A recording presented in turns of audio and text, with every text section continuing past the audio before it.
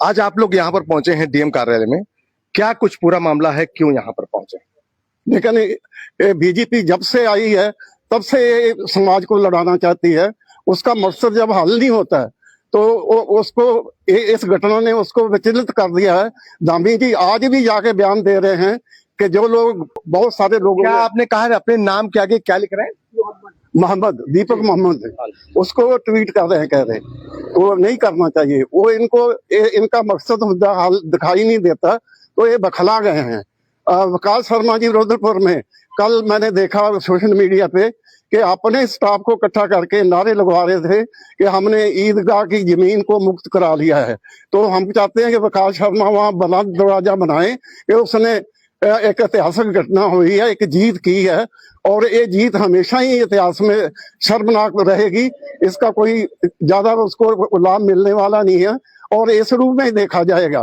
तो इस तरह की घटना से बाज आए, समाज को शांति प्रिय तरीके से रहने दिया जाए। ऐसे क्या ईदगाह बचाओ और दूसरा दीपक का मामला लेकर जो कोटद्वार में, दोनों को लेकर पहुंचे हैं? नहीं, इस तरह तो हमारा यही कोटद्वार का और रुद्रपुर में जो पत्रकार के साथ बदतमीजी हुई है रुपेश कुमार के साथ, और ये घटना हर जगह ऐसे करवाना चाहते हैं लेकिन इनका बस नहीं चल रहा है। तो हम रुपेश के बारे में भी इसमें, कौन करवाना चाहते हैं? कौन करवा रहा है? आप साफ जा रहा है, कौन करवाएगा? और जो खुद ही स्टेटमेंट दे रहे हैं उनके बारे में, और कौन करा रहे हैं? बीजेपी के करवा रहे हैं, उनके लंपट तत्व करा रहे हैं। एक सरकार ऐसी है जो एक काम करवा रही है। जी अपना नाम और बताएं जरा। मैं शिवदेव सिंह, क्रांतिकारी लोक अधिकार संगठन का शहर सचिव हूँ। मैं यही कहना चाहूंगी कि देश जब आजाद हुआ है, हर नागरिक यहाँ आजाद है, ये बिना जाने कि उसका धर्म क्या है, उसका समुदाय क्या है, जाति क्या है। लेकिन जब काफी देर से हम ये देख रहे हैं कि कुछ धर्म के आधार पे, जाति के आधार पे लोग आपस में जहर घोल रहे हैं और उसके ऊपर हावी हो रहे हैं, ये सही नहीं है। क्योंकि आजाद होने के बाद, हमारा संविधान लागू होने के बाद हम सब लोग आजाद हैं। तो हम चाहते हैं कि हमारी ये फिजा बिगड़े नहीं, हमारा समाज जो है ये एक मिलजुल के रहने वाली, क्योंकि ये एक नहीं कई समुदायों का समूह है। और खासकर ये जो उत्तराखंड का ये तराई इलाका है, उत्तराखंड का जो ये रुद्रपुर इलाका है, इसमें तो कई समुदायों का एक गुंचा है, एक गुलदस्ता है। हम इस गुलदस्ते को गुलदस्ते के भांति ही देखना चाहते हैं। हम नहीं चाहते कोई धर्म के आधार पे किसी के ऊपर हावी हो। और कोटद्वार में जो घटना हुई है, और उसमें भी हम देख रहे हैं कि कुछ बजरंग दल के जो लोग उन पे हावी हुए नाम बदलाने के लिए, और किस अथॉरिटी से हुए, हमें इस बात की चिंता है। क्योंकि अगर ये गुंडा तत्व बढ़ते गए, इनका हिम्मत बढ़ती गई, तो कोई देश दूर नहीं है कि जब यहाँ पे गृह युद्ध हो जाए या समुदायों के बीच में जहर आ जाए, तो हम इसके खिलाफत में हैं। और ये कहना चाहेंगे कि दीपक के नाम के आगे मोहम्मद लगा हुआ था, या उसने अपना नाम मोहम्मद दीपक बोला, बजरंग दल के लंपट तत्वों को जो है इससे दिक्कत पैदा हुई। ये किसी के ढाबे के आगे जो है बाबा लगता है, तो ये अकल से जो मंदबुद्धि लोग हैं इनको बिल्कुल भी अकल नहीं है। क्योंकि बाबा शब्द जो पारसी शब्द है, ये हिंदू शब्द है ही नहीं। और ये कह रहे हैं कि बाबा पर हमारा कॉपीराइट है करके। हम जनता को बताना चाहते हैं बाबा जो है पारसी शब्द है। तो यानी कि मुस्लिम समुदाय के लोग उस बाबा शब्द का प्रयोग नहीं कर सकते। आप बाबा शब्द का मुस्लिम तो प्रयोग करते रहे, क्योंकि पीर बाबा, वो मतलब इस तरह करके बाबा नाम फकीरों का, पीरों का, ये सब उनका ही तो रहा है। ये बिल्कुल आपने सही कहा। विरोध तो बाबा शब्द जो रखा था, ये मंदबुद्धि लोग हैं, मैं ही बात बता रहा हूँ ना आपको, तो इसीलिए इन्होंने विरोध किया। विरोध की जड़ तो यही है। मोहम्मद दीपक को हम सलाम पेश करते हैं, उन्होंने एक नजीर पेश की। हम ये गुंडों को, लंपटों को बताना चाहते हैं, उत्तराखंड हो चाहे भारत हो, इनके विभाजनकारी चीजों को यहाँ की जनता बर्दाश्त नहीं करेगी। तुम नैनीताल में जब तुमने जहर घोलने की कोशिश की तो वहां सैलानेगी पैदा हुई, तुम्हारे मुंह पर काली पोती पलिता लगा दिया था। तुमने कोटद्वार में जो है इसी तरीके से नफरत पैदा करने की कोशिश की, तो दीपक जो मोहम्मद दीपक बनकर के पैदा हुआ, तुम्हारे चेहरे में उससे ज्यादा काली पोती है।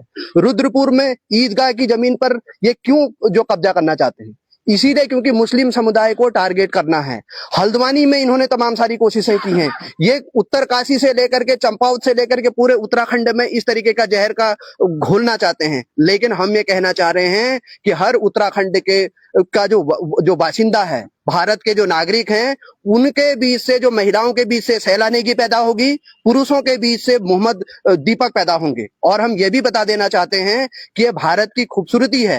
अंग्रेज लोग क्या कहना चाहते हैं, लोगों से भी हम कहना चाहते हैं, अंग्रेजों की बात को सच साबित करना चाहते हैं। वो कहते थे कि हम भारत के लोग पिछड़े लोग हैं, अनेकों धार्मिक धर्म और जातियों में बटे हुए लोग हैं, ये एक देश को चला ही नहीं सकते हैं। लेकिन हमारे पुरखों ने आजादी हासिल की, इस देश को बड़ी खूबसूरती के साथ में चलाया। आज ये अंग्रेजों की बात को सच साबित कर रहे हैं आरएसएस वाले, बीजेपी वाले, बजरंग दल के लंपट तत्व, और ये हमारे देश को विखंडित करने की कोशिश कर रहे हैं। ये धर्म और जाति के नाम पर हमारे बीच में वैमनस्य पैदा करने की कोशिश कर रहे हैं। लेकिन ये याद रख ले, हमें जिस समय तुम लोग विभाजन जो पैदा कर रहे थे, अंग्रेजों के साथ में तलवे चाट रहे थे उनके, उस समय इसी देश के अंदर में अशफाकुल्लाह खान और पंडित राम प्रसाद बिस्मिल भी थे। एक मुसलमान था और एक जो है राम प्रसाद बिस्मिल थे, और दोनों एक ही दिन जो फांसी पर झूले थे, काकोरी की घटना को उन्होंने अंजाम दिया था। और इस देश की जनता के अंदर में आजादी के प्रति जो है एक जो है जुनून पैदा किया था, एक भरोसा पैदा किया था। और अंततः भगत सिंह से लेकर के, उधम सिंह से लेकर के चंद्रशेखर आजाद तक की एक पीढ़ी हमारे पास में मौजूद है, जिन्होंने ऐसे नफरती तत्वों को अलगाव में डाला, अंग्रेजों के इस देश से खदेड़ा। तो आज भी हम लोग मौजूद हैं, और ये आज मोहम्मद दीपक के रूप में पैदा हो रहे हैं, तो शैला नेगी के रूप में पैदा हो रहे हैं। और हम सब लोग एकजुट रहेंगे, इस उत्तराखंड की फिजा को जो बर्बाद होने से बचाएंगे, इन सारे तत्वों को अलगाव में डालेंगे। जिस तरीके से अंग्रेजों का नाश हुआ था, उसी तरीके से उत्तराखंड की जनता और भारत की जनता इनके मुंह पर कालिक पोतेगी, इनको 7 समंदर पार इस देश से बाहर जो विदा करेगी। ईदगाह को लेकर शहर के अंदर चर्चा चल रही है। मुस्लिम समाज के अंदर 1 माह रह गया, उनकी एक ईद आने वाली है, और ईद में वो ईद की नमाज एक साथ एक मस्जिद में पढ़ी जाती है। उसके लिए क्या आप कहना चाहेंगे सरकार से? हम ये कहना चाहते हैं कि प्रशासन और सरकार देख ले, नहीं तो हम रुद्रपुर के सामाजिक संगठनों के लोग हैं, और हम सब लोग मिलके जो है वो नमाज वहीं पढ़ेंगे जहां वो पहले से पढ़ते थे। ईदगाह बचाओ संघर्ष समिति थी, उसके तहत में आंदोलन चल रहा है, आंदोलन की अगली रणनीति भी जारी है। हम सब लोग मिलकर के अपने मुस्लिम भाइयों को, जो उनकी जगह थी ईदगाह की जगह, इस बार भी नमाज वहीं जो पढ़ेंगे, उसके लिए हम दिन रात एक कर देंगे, पूरी ताकत लगा देंगे। नगर निगम मैं बता रहा हूँ कि क्या कहते हैं, अंकिता भंडारी वाले में सुप्रीम कोर्ट ने भी सीबीआई जांच की मांग को खारिज कर दिया था। उत्तराखंड की जनता जब सड़कों पर उतरी तो जनता की ने दिखाया कि सुप्रीम कोर्ट के अगर जन विरोधी फैसले होते हैं, हाईकोर्ट के जन विरोधी फैसले होते हैं, सरकार अगर जनता के विरोध में खड़ी होती है तो जनता वो सुपर पावर है। हर देश में जनता सुपर पावर है, लोकतांत्रिक देश में सबसे बड़ी सुपर पावर जनता है, और अपने सुपर पावर का जनता इस्तेमाल करेगी और इनको सही रास्ते पर, सही औकात पर लेकर के आएगी। नहीं, हम ये कह रहे हैं कि विकास शर्मा कौन होते हैं? जो नजूल का पूरा मामला बनता है, जो जमीन का पूरा मामला बनता है, क्या नगर निगम के अंडर में आता है? जमीन के मालिकाने का हक जो किसके अंडर में आता है? जो प्रशासन के अंडर में आता है, सरकार के अंडर में आता है। नगर निगम जो किसी के नाम पर जमीन इश्यू नहीं कर सकती, प्रस्ताव दे सकती है। विकास शर्मा के अधिकार क्षेत्र में ही नहीं आती है चीजें। न तो कोई घर बनाना नगर निगम के उसमें जो कह रहे कि हम कॉलेज बना देंगे, जो कह रहे कि हम घर बना देंगे, क्या नगर निगम प्रस्ताव बना सकते हैं? सिर्फ सरकार के पास में तमाम सारी योजनाएं होती है, वहां से आवंटन होता है, वहां से तमाम सारी चीजें होती हैं। तो इसलिए फर्जी बातें कर रहे हैं। ये स्कूल बनाएंगे, आप बताइए, सरकारी स्कूलों को बर्बाद कर दिया भाजपा ने। कोई आप क्या अपने बच्चे को सरकारी स्कूल में भेज रहे हैं? कोई आम गरीब आदमी भी भेज रहा है। क्यों? क्योंकि इन्होंने बर्बाद कर दिया सरकारी स्कूलों को। ये इनसे मैं कहना चाहता हूं, नगर निगम के सफाई कर्मचारियों से भी, ये तुम्हारा भला नहीं चाहते हैं। अगर ये तुम्हारा भला चाहते हैं तो ये तुम्हें परमानेंट नौकरी दें। तुम इनको जो ठेके पर पिस करके 10-15 हजार की नौकरी में करके भविष्य बर्बाद करके, हमारी पीढ़ियों का भविष्य बर्बाद करके तुमको ठेकेदारी पर थमा रख रहे हैं। इनकी यूनियन को, सफाई कर्मचारियों की यूनियन को आगे आना चाहिए और कहना चाहिए कि अगर तुम हमारे सच्चे हितैषी हो तो सरकार हमें जो परमानेंट करे।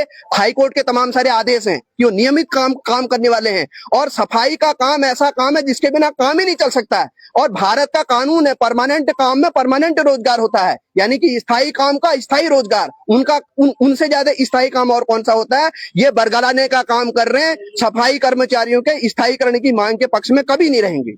तो इसलिए जो पूरा माहौल खराब किया जा रहा है, तो प्रशासन को सद्बुद्धि आए, सरकार को सद्बुद्धि आए, नगर निगम को भी और विकास शर्मा को भी सद्बुद्धि आए। ये राष्ट्र के विरोध में काम न करें, ये जनता के बीच में नफरत के बीच में जो वो करें, और सही समय पर जो अपनी गलती को स्वीकार करें और वो भूमि जिस समुदाय के पास में थी उसको दिया जाए। प्रस्ताव गया है यहाँ से, उस पर चर्चा होनी है। अभी एक ये भी संज्ञान मारा है कि आरएसएस को भी स्कूल खोलने के लिए जो एक प्रस्ताव गया है कि जमीन आवंटित करने के लिए, और ये प्रस्ताव तो बहुत पहले जा चुका, 10 साल पहले। तो हम ये कहना चाह रहे हैं कि आरएसएस के स्कूल के लिए अभी चीजें आएंगी कि आवंटित करते हैं कि नहीं करते हैं। हम इस चीज को बर्दाश्त नहीं करेंगे। जो प्रपोजल है 10 साल पहले प्रपोजल है, यहाँ के सांसद ने, तमाम सारे लोगों ने चिट्ठियां लिखी है, तमाम सारा काम कर रखा, उसमें लोगों ने सहमति व्यक्त की है। तो उस प्रपोजल को स्वीकार करें और जो तरीके से, जो नियम है, वैधानिक तरीका, ईदगाह को, जमीन को, जो दस्तावेजों में भी हस्तगत किया जाए।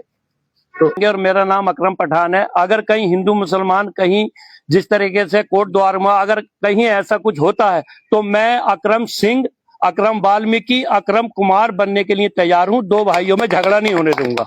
वहां पे आप बजरंग बली बनिए। हनुमान का क्या काम था?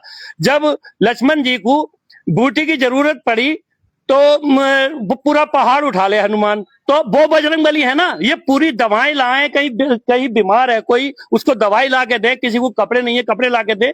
सरकार के इशारे पर कोट द्वार में जो हुआ वो सरकार के इशारे पर हुआ। सरकार ये चाहती है कि हिंदू मुस्लिम का एजेंडा जो है समाज में बना रहे, इसीलिए वो जो अपने आरएसएस के जो उनके अनुसांगिक संगठन है, चाहे वो बजरंग दल है, चाहे विश्व हिंदू परिषद है, उनको भेजती है और कहती है कि जाओ इनसे नाम पूछ के आओ कि आपकी दुकान का नाम क्या है। आप 112 नंबर है, मैं तो कहता हूँ तुरंत 112 नंबर डायल करिए और कहिए कि यहाँ पर हमारे दुकान पर आके ये गुंडा तत्व जो हैं हमसे बदतमीजी कर रहे हैं, हमारे व्यवसाय को ठप करने की कोशिश कर रहे हैं। किसी से कहे तुम खतना करवा लो, तुम मुस्लिम धर्म अपना लो। ये सब चीजें जो हैं इस देश में, इस प्रदेश में, इस हमारे रुद्रपुर शहर में, कोटद्वार शहर में जो है नफरत को बढ़ावा देने वाली है और इससे समाज में किसी का भला नहीं होने वाला। हमने वो पैदल अपने घरों की ओर जाने लगे, हमने देखा वो शहर का, मतलब उस मंजर को आपने देखा है। हमने कार्रवाई करनी चाहिए और इन जो दंगाई तत्व हैं इन पे कंट्रोल करना चाहिए। नहीं, देखिए, अगर मेरी दुकान में कोई आता है, बदतमीजी करता है और मुझे लगता है कि यहाँ कुछ भी आपराधिक घटना घट सकती है, आपराधिक घटना में मार पिटाई, गाली गलौच ये सब आते हैं, तो मुझे तुरंत 112 नंबर पे कॉल करना चाहिए। ठीक है। मेरा नाम मजहर रिजवी है और मैं एक सामाजिक कार्यकर्ता हूं और सब भाइयों के साथ जुड़ा हूं। शहर में देखने को मिल रहा है, बहुत ही चिंताजनक बात है और इस चिंताजनक बात में आम जनता ये सोच रही है कि आखिर हमारा जो पूरा देश है और देश के तमाम हिंदू, मुस्लिम, सिख, ईसाई वो आज सोचने पे मजबूर हो गए हैं कि अब क्या होगा। चिंताजनक की बात है। मैं कल ही दिल्ली जा रहा था, एक शिवा ढाबा रास्ते में पड़ा, मुझे इससे मतलब नहीं है, वो एक हिंदुस्तानी है, समझ गए। मैंने वहां खाना खाया, अच्छे से वहां व्यवहार हुआ। वहीं पे एक गौ माता का वो रखा था कि आप इसमें दान करिए। मेरी सिस्टर मुसलमान होने के नाते उन्होंने उस दान पत्र में जो है कुछ डाला, समझ गए। वो हज के लिए और उम्रे के लिए जा रही थी, तो उन्हें तो ऐसा नहीं करना चाहिए था, लेकिन एक इंसानियत के नाते इंसानियत मर चुकी है इस देश से। और इंसानियत मर नहीं चुकी है, जो ये सरकारें चल रही हैं, जो ये कह रही हैं कि साहब डबल इंजन, ट्रिपल इंजन। बड़े अफसोस की बात है कि हमारा मेयर, हमारा जो है विधायक ऐसी भाषा बोल रहा है।